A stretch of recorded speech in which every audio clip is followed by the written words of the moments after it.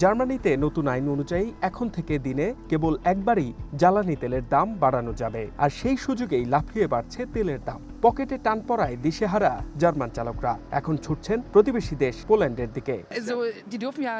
তারা যতবার খুশি দাম কমানোর কথা বলতে পারে, কিন্তু বাস্তবে কেউ তা করছে না, বরং প্রতিদিন একটু একটু করে বাড়ছেই।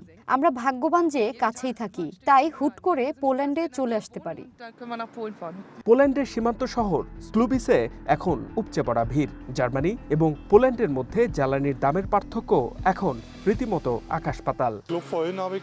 আমি একটু আগে চেক করলাম, এখানে দাম 1.45 ইউরো, অথচ কিছুক্ষণ আগেই জার্মানিতে ছিল 2.10 বা 2.15 ইউরো, মানে লিটার প্রতি 70 থেকে 80 সেন্টের পার্থক্য। এটা অনেক বড় ব্যবধান।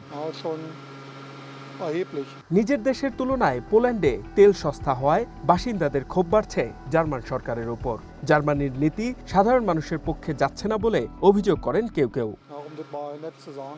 আমেরিকা ও ইসরায়েলের সাথে ইরান যুদ্ধের প্রভাবে বিশ্বজুড়ে তেলের বাজারে অস্থিরতা বিরাজ করছে। তবে পোল্যান্ড সরকার ভ্যাট এবং আবগারি শুল্ক কমিয়ে দাম কিছুটা নিয়ন্ত্রণে রাখলেও এমন বড় কোনো পদক্ষেপ নিতে এখনও নারাজ জার্মানি। পুরো বিষয়টি একটি বিপর্যয়।